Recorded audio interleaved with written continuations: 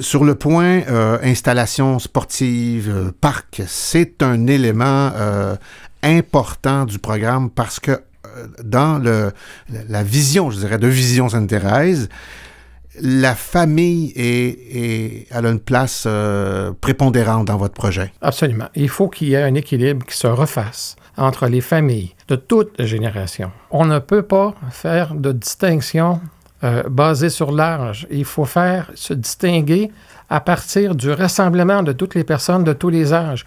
Les parcs, c'est un lieu commun qui est sous-utilisé actuellement. C'est un lieu commun où les familles allaient manger, pique-niquer et autres. Et maintenant, on dirait que les parcs sont ainsi conçus qu'il est interdit d'y avoir des tables de pique-nique, d'avoir du plaisir puis de rire. Alors, nous, on veut changer ça.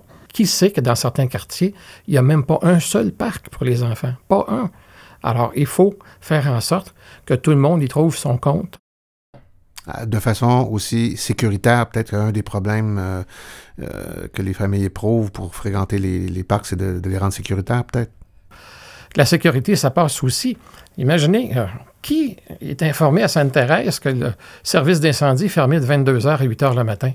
Alors, si vous planifiez avoir un feu dans votre maison, ça veut dire qu'il faut le planifier avant 22h le soir. Sinon, c'est des pompiers de d'autres villes qui vont venir un peu plus tard tenter d'éteindre un feu qui aurait pu être éteint bien avant. Donc ça, si je fais du pouce un petit peu là-dessus, c'est d'ailleurs dans le programme de Vision Sainte-Thérèse d'établir un service de pompiers, le service d'incendie 24 heures sur 24 et faire des pompiers les premiers répondants. Ah oui, c'est une question de sécurité. 2 minutes dans la vie de quelqu'un, c'est pas grand-chose, mais c'est la différence entre vivre et mourir dans certains cas. Alors, on veut que les gens vivent, on veut que les gens soient en sécurité, puis qu'il y ait cette impression très, très, très chaleureuse que quelqu'un va venir les aider dans des situations fort particulières et troublantes. Tu es quelqu'un qui vient du milieu communautaire, tu connais très bien ça. Vous voulez faire une place donc à la famille, aux aînés, à la sécurité publique et à la vie communautaire. Qu'est-ce que ça prend à Sainte-Thérèse pour améliorer la qualité de vie des familles et la vie communautaire dans son ensemble? Bien, premièrement, ça prend des lieux communs. Il faut faire en sorte que les gens y trouvent leur compte là où sont les lieux communs. C'est vrai que j'ai un certain sentiment particulier pour les parcs, mais je crois que c'est un endroit de rassemblement unique.